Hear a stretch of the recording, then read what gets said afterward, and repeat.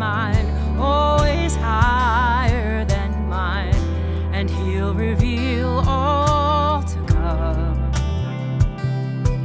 Take courage, my heart, stay steadfast, my soul. He's in the waiting, he's in the waiting. Hold on to your hope as your triumph unfolds. He's never failing, he's never failing.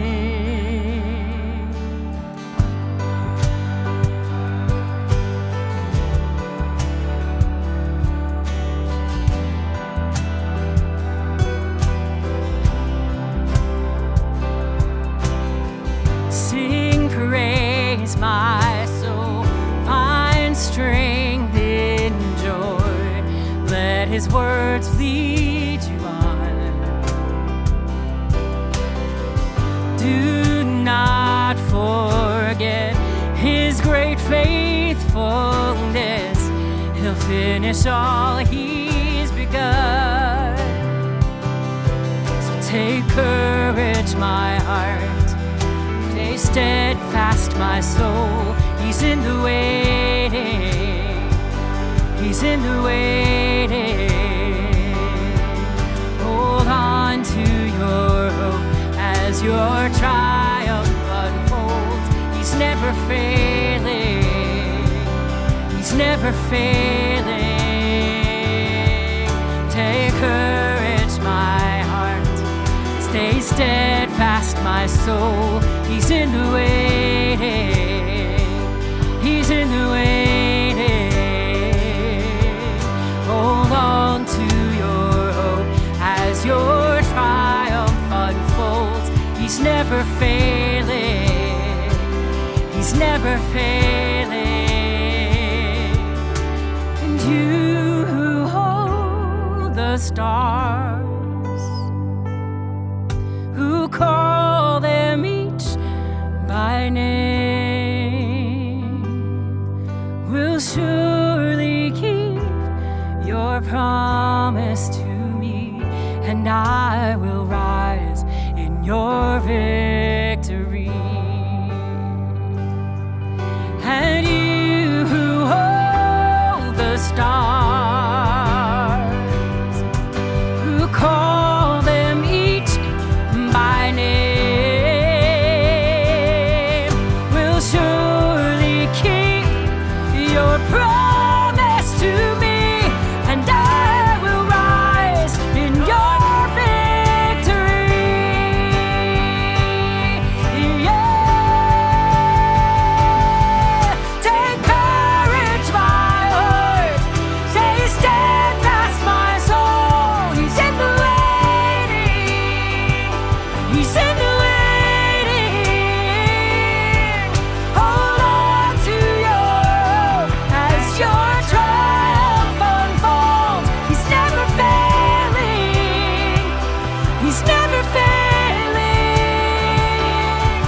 Take courage, my heart, stay steadfast, my soul. He's in the waiting, he's in the waiting. Hold on to your hope as your triumph unfolds. He's never failing, he's never failing.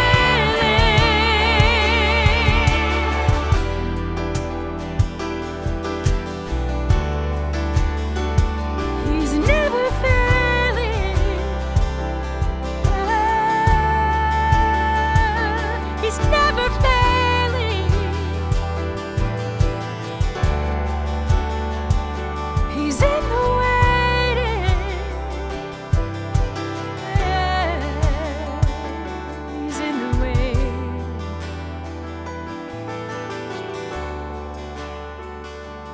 He's in the waiting.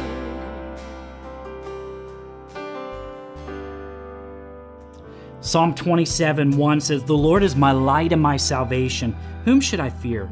The Lord is the stronghold of my life. Whom should I dread?" And then the last verse in that chapter is verse 14. It says to wait for the Lord. Be strong and let your heart be courageous. Yes, wait for the Lord. I love that song that we just sang together. Take courage. Jesus is in the waiting. Well, welcome. My name is Sean. I'm one of the pastors here at Calvary Church, and we want to thank you for inviting us into your home today. And we also want to welcome those of you who are watching on YouTube. You know, you can always find our previous sermons and worship sets at Calvary Church CWOW on YouTube. We encourage you, go ahead and subscribe to the channel and then click that bell icon to turn on notifications to be notified when we post new content. And no matter when or where you're watching, if you are new to Calvary, we'd like to give you a gift. That's right, a copy on us. All you need to do is text the word online to 717-400-8050, and we'll get you set up with a digital gift card for coffee.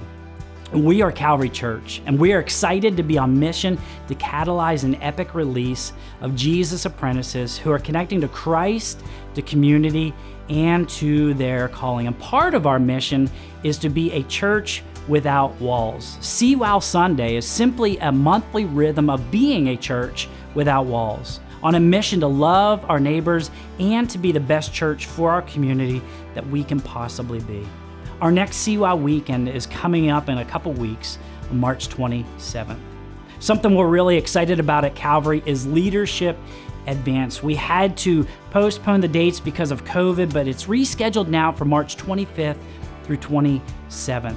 But registration ends soon, so you're going to want to get registered as soon as you possibly can at leadershipadvance.org. We really love developing and investing into leaders at Calvary. We believe that leadership is influence. And you may be sitting there thinking, well, I don't have any leadership ability, or I'm not in a role where I need to lead teams of people. But we believe that every person has influence. So therefore, you should sign up and attend this weekend. I promise you it's going to be an amazing weekend where you will find who God has created and called you to be. We also have an opportunity for you to practice generosity. Proverbs chapter 3 says that we are supposed to give the first fruits of our possessions. And when we do that, we're honoring God. We'd like to make that real easy for you. If you download the Calvary app, calvarysc.org/app, you can give electronically that way. Well, in just a few moments, Pastor Dan will be with us, but we want to encourage you right now to take a moment and just to pause for the next 30 seconds.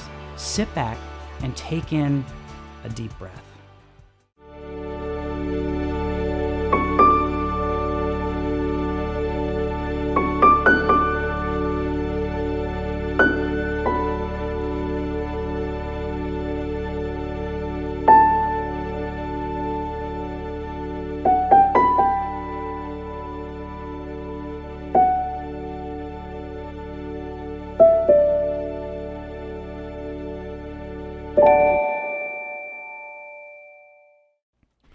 Hey, welcome to Calvary. Wherever you find yourself at this moment and however you found us, you are so welcome. We're in the midst of a series we've called Breathe Deeply. It's all about finding life in an out-of-breath world. So here's how I want us to start.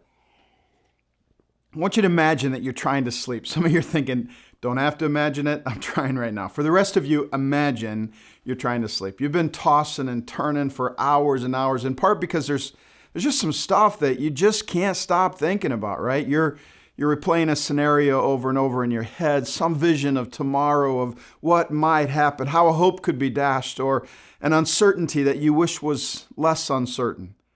If this is you, then you're not alone. Researcher Lucas Lafreniere writes, "This is what breaks my heart about worry. It makes you miserable in the present moment as you try to prevent misery in the future. Continually distressed over future events that never happen," he writes, "worry is sucking the joy out of the here and now." In other words, it's hard to catch our breath. In a study on worry, participants were asked to record every night, record their worries and how much time they spent worrying about each worry that day. And then 20 days later, it was just a cycle. 20 days later, they reviewed each entry from 20 days ago and recorded if the worry had come true. Lafreniere found that 91.4% of their worries never actually happened. And yeah, I know what you're thinking. That was pre-2020, right? I mean, in the last 2 years, every chronic worrier in the world has been deeply vindicated. 2 years ago this week was the first Sunday that we met virtually because of COVID. A week later, I was the fourth person in Center County to get the corona crud, sickest couple of weeks I've ever experienced, still dealing with some of the long haul effects. And that weekend, we started a teaching series called The Edge of Breakthrough. We spent the first 2 months of the pandemic looking at Jesus' words in John chapter 14 through 17, right before he goes to the cross. And how do those words start? John 14:1, don't let your hearts be troubled. And again in verse 27, don't let your heart be troubled and do not be afraid. And even better in John 16:33, in this world, Jesus said, you will have trouble, but take heart. I'm bigger than the world. I've overcome the world. Those have been good words for the last 2 years. I mean, think back. In January of 2020, fires in Australia burned millions of acres. Then a U.S. drone strike killed an Iranian general, and for a while we wondered if World War III was on its way. March gave us COVID, and the dominoes of cancellations, quarantines, hospitalizations, and deaths began. I was in Minnesota May 25th, the day George Floyd was killed, the same day my granddaughter Maisie was born. His death sparked a June like we've never seen before. Protests spread worldwide, and at points the pain erupted into violence.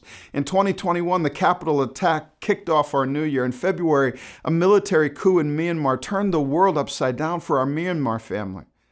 In August, we left Afghanistan, and now the Taliban is back in power. On to 2022, Russia invades Ukraine, which leads to gas going up and the stock market going down. And at times, doesn't it feel like it's kind of hard to catch our collective breath? And woven through all of this is so much individual pain. It's been a rare week in the last 2 years that I haven't spent time talking to or praying for someone wrestling with trouble, marriages struggling, depression, financial hardships, loss of jobs, people we love dying or wanting to die, kids with anxiety, and the deep pain that our brothers and sisters of color feel when racial injustice roars. It's kind of hard to catch your breath. And yet, please hear this. And yet God is still God. The King of the kingdom is still the King of the world. Jesus is not just prominent. He's preeminent. He's not just sufficient. He's sovereign. He's not just someone in the world. He's the one who holds the world together. Nothing that was created without him. And in him, listen to me, you are part of something ancient, endless, unstoppable, and certainly beyond all uncertainty. He is the joy giver, abounding in hope and overflowing with peace. And listen to me, you are covered in his love. The one who parted the Red Sea with the breath of his nostrils. He snorted and the waters parted. The one who could dig the Grand Canyon with his pinky. He thinks that you're worth his death on Roman timber. He adopted you, Paul tells us in Ephesians. He adopted you into his family because he wanted to. You will not face anything. You will not face anything in your life, in your family, your neighborhood, or your world that he cannot handle. No matter where you walk, no matter who you meet or what you are stepping into, the cosmic Christ, creator of all things, sovereign King of the universe, digger of canyons and redeemer of timber, he's enough. He's up to the task. And here's his offer to you today. God's offer to out-of-breath people is heard in God's words to Moses. In Exodus 33, verses 14 through 17, here's what it says. And the Lord replied, my presence will go with you, and I will give you rest. And then Moses said to him, if your presence does not go with us, don't send us up from here. How will anyone know that you are pleased with me and with your people unless you go with us? What else will distinguish me and your people from all the other people on the face of the earth? And the Lord said to Moses, I'm going to do the very thing that you've asked because I'm pleased with you and I know you by name. Some of your translations say, for you are my friend. Now, Moses lived in an out-of-breath world. I've shared his story over and over again, probably mostly because I need to hear it. Moses is my biblical mentor. There's no one in Scripture other than Christ whose life I've studied more. I love D.L. Moody's short description of Moses' life. Moody said Moses spent his first 40 years thinking he was a somebody. That was chapter 1. He spent his next 40 years realizing he was a nobody. That was chapter 2. And he spent his last 40 years being amazed at what God could do with a nobody. So here's a quick version of his 120-year life story. He started life as a throwaway baby. He was born to a family that could not keep him in a country that did not want him. But somebody gave him a chance. And through a strange series of circumstances, he was taken in as a baby by a lady with all the resources of power and wealth and position. By the time he was 40, man, it looked like he was on his way, unstoppable, perhaps one of the most powerful men in this country. And then in a space of about just a few days, 40 years worth of accumulated power and position, resources quickly drained away. He observed a racist beating, called the racist, killed the racist, and tried to hide the body. But his crime was discovered, and once again, he was marked for death. He went into hiding, and for the next 4 decades, the second chapter, he was a shepherd in the middle of nowhere. But then in chapter 3 of his life, everything changed. He was given a mission impossible from God that took him on a journey to see a country turned upside down and a nation set free. He would confront a great evil and experience wonders and power like he never knew could exist. He had experiences with God that literally marked him. What made the difference? He breathed deeply of the presence of God. He made room for God. Exodus 33 finds Moses in the last chapter of his life. He's in the midst of 40 years in the wilderness filled with people who complained every step of the way. Let's just go back to Egypt, they said. Let's just go back to normal. In Exodus 33, God has just had it with the people of God, and he's told Moses, I'm out of here. I'm going to keep my promise, but I'm not going to go with you. But Moses pleads with God on behalf of the people, and God relents. His prayers matter, and God says, okay, Moses, my presence will go with you. My presence will go with you, and I will give you rest. I will give you rest. You'll find your rest in me. In an out-of-breath world, I'll make room for you to breathe. You can catch your breath in me. Do you understand? Making room to breathe, it's not a technique or a program. It's his presence. His presence gives us rest.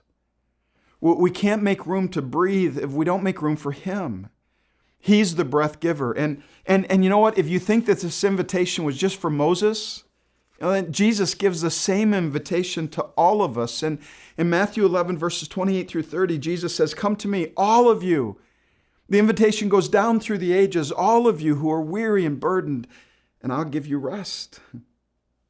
Take my yoke upon you and learn from me, for I'm gentle and humble in heart, and you'll find rest for your souls, for my yoke is easy and my burden is light. And some of you are going through stuff right now that I can't even begin to imagine. You're carrying a burden that I couldn't carry. If I was going through it, I wouldn't be able to bear it. But listen to me, neither can you, unless you come to him. And if you come to him, he'll give you rest. And if you take it a step further, I never thought about this when I read the verse before, but I was just thinking this week, it's kind of like it says, and if you take it a step further and get yoked to him, connect to him, surrender control to him, and it'll go even deeper. If we come, we'll find rest, but if we get yoked, that rest is going to go soul deep. Soul deep. Restorative peace, abound in joy. He'll enlarge your capacity for beauty and love and healing, soul deep. So I just want to look at two ways that Moses made room for the breath of God as he lived in an out-of-breath world. It's all about catching our breath. There's so much more in the life of Moses, but just two ways. And we start in the second chapter of Moses' life. The first chapter, he lived as an out-of-breath, as an adopted son of Pharaoh. In Exodus 3, he's a common shepherd tending his sheep. And we read in Exodus chapter 3, verses 1 through 3, now Moses was tending the flock of Jethro, his father-in-law. He's married. He's got a family. He's got a flock. The priest of Midian, that was Jethro, his father-in-law. And Moses, led the flock to the far side of the wilderness and came to Horeb, the mountain of God. And there the angel of the Lord appeared to him in flames of fire from within a bush. And Moses saw that though the bush was on fire, it didn't burn up. So Moses thought, I'm going to go over and see this strange sight, why the bush does not burn up. He was on the far side of the wilderness. I love that. That's kind of guy talk for way beyond lost. I mean, when he came home and his wife asked him where he was, he said, I don't know. I was just driving and somehow I got to the far side of the wilderness. He's on the far side of the wilderness. He's kind of lost it. Really, spiritually at least, he's been lost for a while. But let me warn you, catching our breath might require a journey to the far side of the wilderness. The far side of the wilderness is a place of quiet, sometimes forced quiet. It's a place where the distractions are gone and focus comes not always by our choice. But sometimes we have to go through the far side of the wilderness before we come to the mountain of God. I can just about guarantee you if Moses had been given a choice 40 years earlier before the burning bush, hey Moses, you want to stay in Egypt? Adopted son of Pharaoh, all the perks of power, prestige, and wealth? Or do you want to go to the far side of the wilderness? Easy answer, right? God, deliver me from the wilderness. Isn't that our prayer? God, deliver me from the hard times. Keep me out of the wilderness. And sometimes He does deliver us from the wilderness. More often, I think He chooses to meet us in the wilderness. In fact, the mountain of God is so very often on the far side of the wilderness. What feels like loss is sometimes more found than we can imagine. What feels like the end sometimes is really a new beginning. And ponder this. Moses isn't even looking for the mountain of God. He's just trying to get by. He's just trying to survive day by day, finding grass for his sheep so he can feed his family. He's not fasting or praying or getting some kind of radical for God. He's probably not even seeking God. He doesn't even know where God is. But God knows where He is. And when God shows up, don't miss this. He's not on Moses' schedule. God doesn't even have an appointment. It's an interruption. Do you ever notice in Scripture how often encounters with God seem like an interruption on our side? I mean, just ask yourself, do I have time to be interrupted by God? And sometimes God shows up in a bush when we least expect it. And if we can't be interrupted, we're going to miss it. I mean, one day on the far side of the wilderness, a disgraced prince / murderer / shepherd named Moses walked past a bush. He'd walked past the same kind of bush. This was not a different bush. It was a different moment. He had walked past the same kind of bush thousands of times in the 14,000 days that he'd been a shepherd. Just a bush, but this moment was different. This time the bush was on fire with the presence of God, and he stopped. He turned aside. He went over to see this strange sight. He paid attention. Do you see how everything hinged upon his willingness to be interruptible? To align his schedule with the schedule of God. He didn't have to. He wasn't forced. It was just a bush. He could have walked around it. He had people to see, sheep to herd. He could have looked away, could have glanced once in his rear view mirror, hoping he might have a chance someday when things were a little less busy. Now, that's our problem. There's so many things jockeying for priority in our lives. And an appointment with God is just another thing we need to fit in. A half hour in the morning, an hour on Sunday, a few minutes before bed. God, could you just show up when I'm ready for you? A few years ago, Lynn and I were coming back from a vacation in the Caribbean, Curacao. We had to go through customs in Miami, and man, customs was so far from the gate that as we're walking, I wasn't even sure we're still in America. And along the way, they had those moving walkways. Now you get on those walkways for one of two reasons. Either you're tired and you need to rest, or you're in a hurry and you're trying to beat the silly people who didn't get on the walkway. It's not just about going faster, it's about getting ahead. We wanted to be the first one to customs. And that's what it takes, right? Can't stop. If we don't fill our minutes, we'll fall behind. Can't slow down. No time for interruptions. Gotta get ahead. But what if getting ahead is the wrong race? What if getting ahead is really falling behind? And we have to be interrupted in order to catch up with life, with God. See, rather than getting ahead, we need to be interruptible. We need to get curious. We've lost our sense of curiosity. Fear keeps us from being curious. Google keeps us from being curious. See, this is how we go about making room. This is the first practice. We need to develop divine curiosity. We've had a season of uncertainty, and for the most part, we didn't like it. But what if we were to allow the uncertainty to pique our curiosity? What if every day in the midst of all of this uncertainty, we got used to looking for evidence of God? What if every day, rather than getting ahead, our goal was to find evidence of God at work? We got curious. Every day we search for our burning bush. We keep our eyes peeled, and when we find it, we pause. But how would I know it's a burning bush, you think? Well, in his book, Experiencing God, Henry Blackaby shares some things that only God can do. Only God can draw someone to himself. Only God can cause people to seek him. Only God reveals spiritual truth. Only God convicts people of sin. He said, when you see those things happening in someone's life, that's God. So what if that's your burning bush? I wonder how many burning bushes we walk past every day.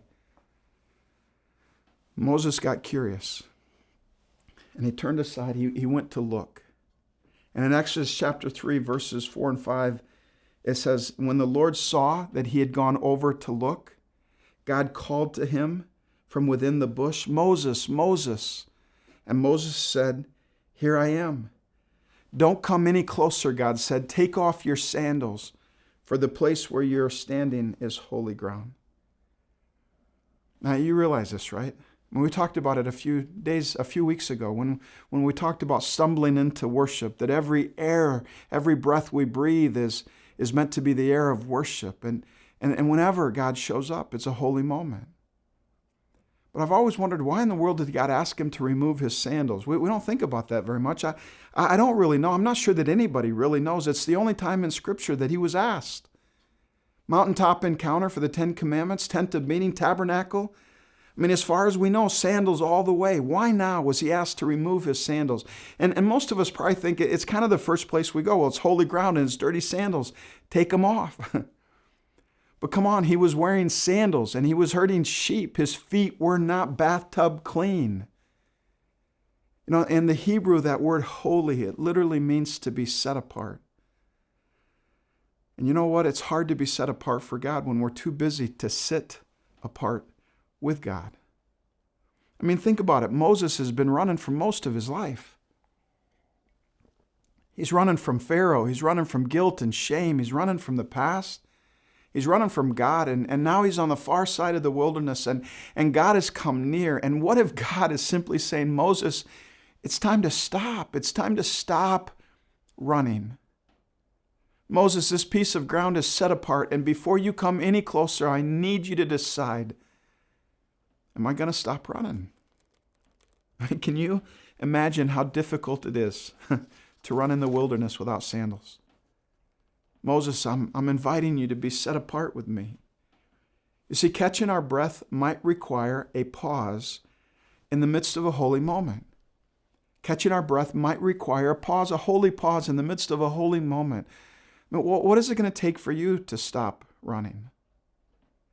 It might be external, it might be internal, but ask yourself, what must come off to come closer? On average, we check our phone 96 times a day, and we get almost 4 hours of screen time in. That's not counting TV. If our phones were a burning bush, we'd never miss God. But what if we gave God as much freedom to interrupt our day as we give text, tweets, influencers, and Facebook posts? What if our phones are our sandals? And God's saying, Dan, this is holy ground. Turn it off. Before you decide to come any closer, you're going to have to turn it off.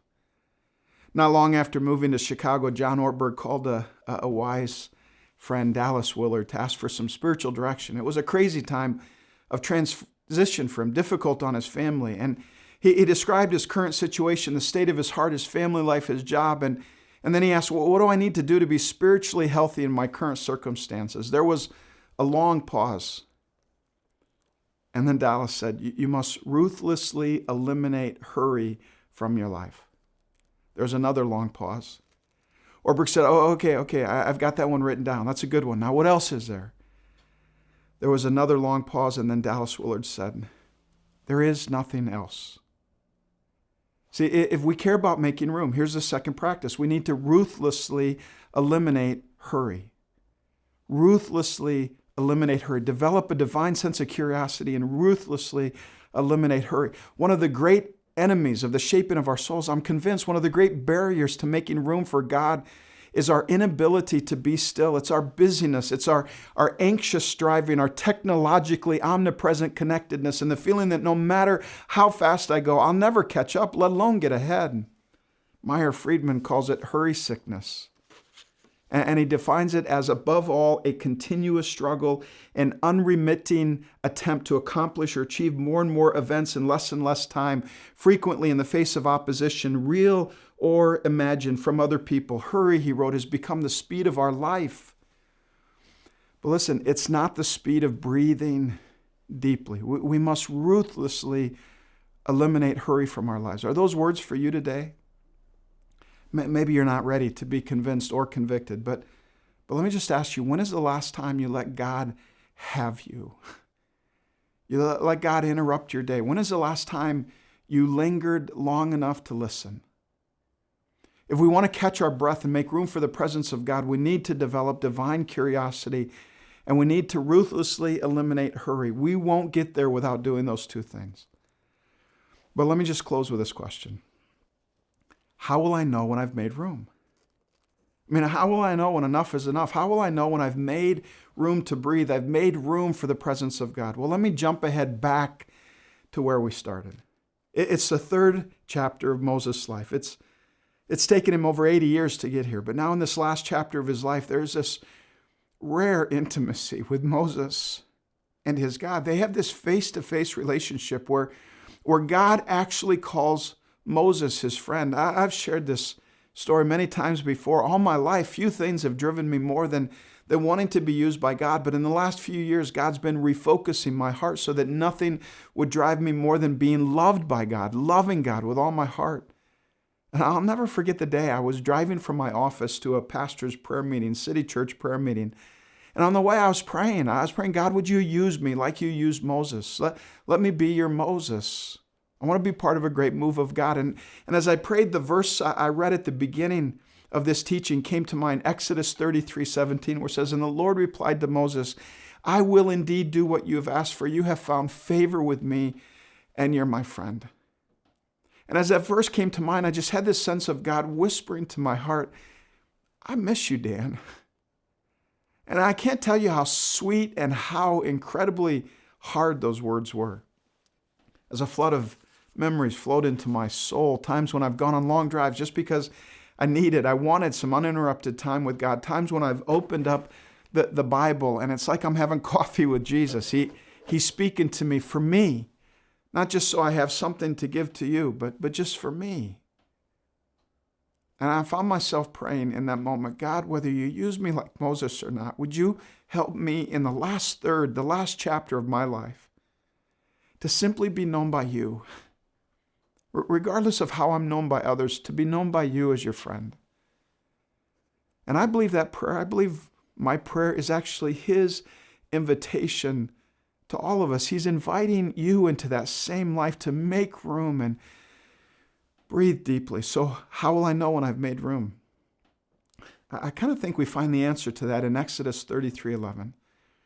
Exodus 33 describes how Moses would go into the tent of meeting to meet with God. And actually, the tent of meeting was for anyone. It wasn't just for Moses. It was for anyone who wanted to consult with God. But when Moses went in, the pillar of cloud, the cloud of God's presence would hover over the tent as God came down to meet with Moses. Exodus 33 describes how the people would watch from their tents when Moses went into the tent of meeting. Moses would go in and the cloud would come down and the people watched from a distance, but they would not go in. They left that to Moses. They were content to watch, but not Joshua.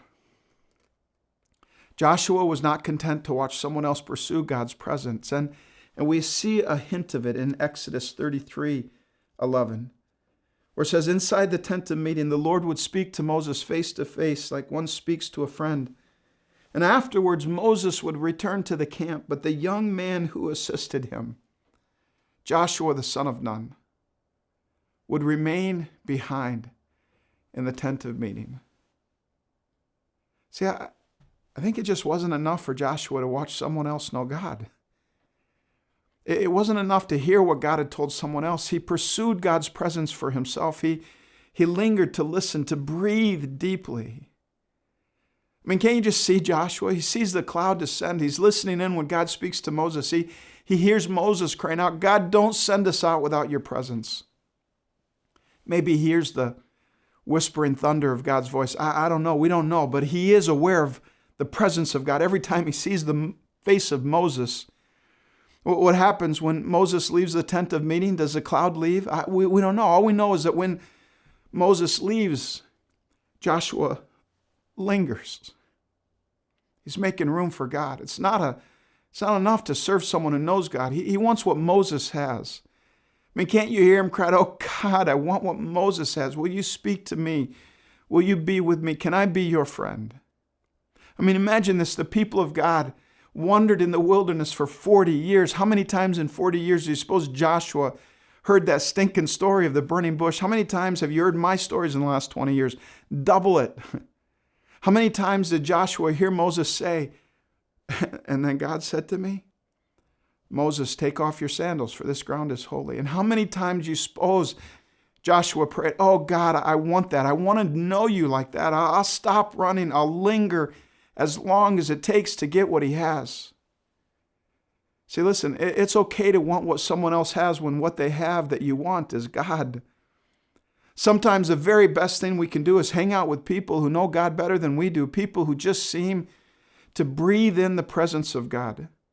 We need their hearts to rub off on us. We need to see them on their knees face to face with Father God. Do you have someone like that in your life? How do we know when we've made room for God? I think it's when the people around us want what we have. When the people around us want what we have, we've made room. That's the legacy I'm living for now. See, it's just not enough to leave behind a lot of people meeting once a week for church. I'd rather leave behind a few who aren't content to see someone else's face shine with God's glory.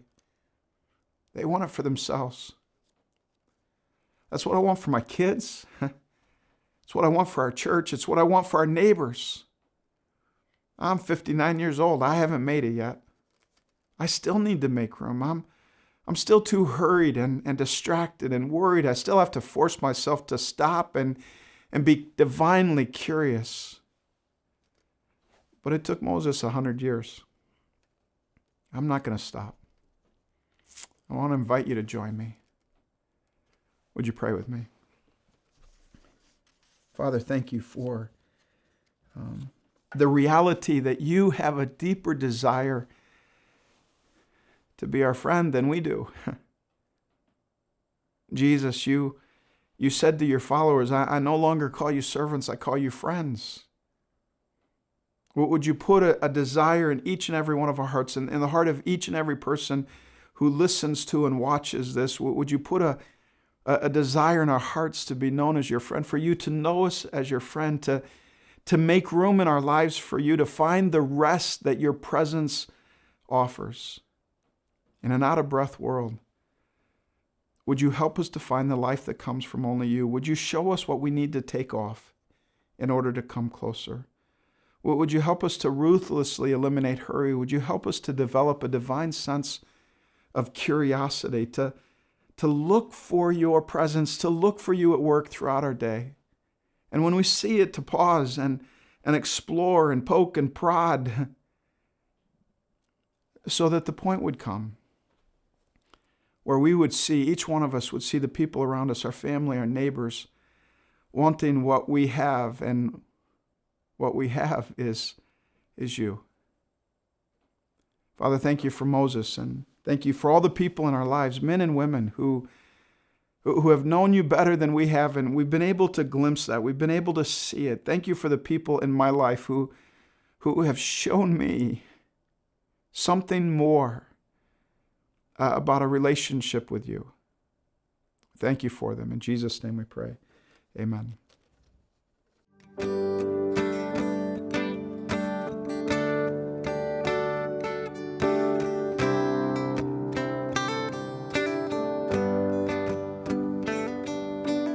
All to Jesus I surrender. All to Him I freely give. I will ever love and trust Him in His presence daily live.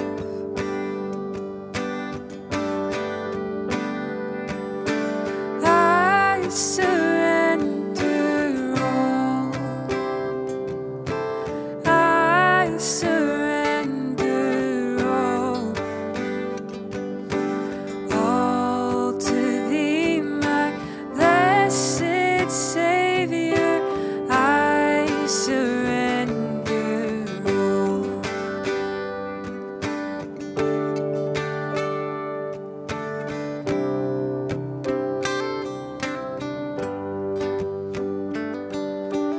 All to Jesus I surrender.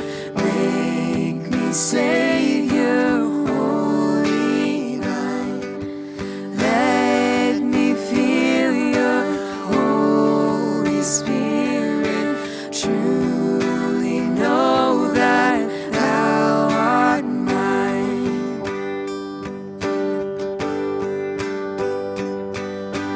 I surrender all. I surrender all. All to Thee, my blessed Savior. I surrender all.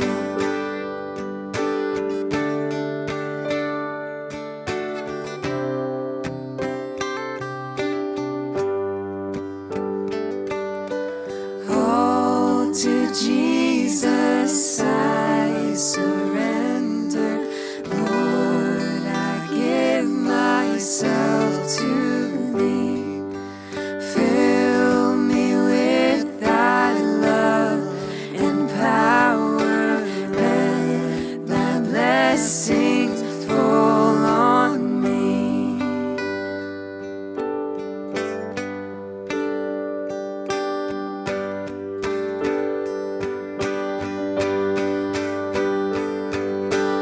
I surrender all.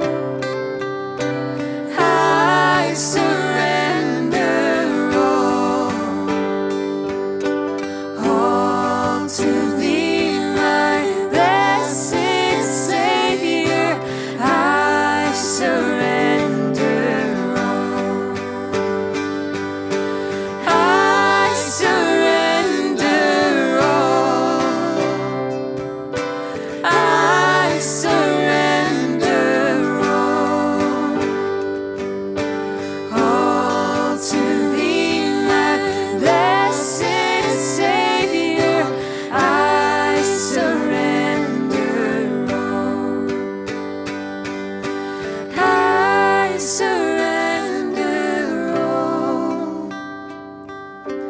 I surrender all.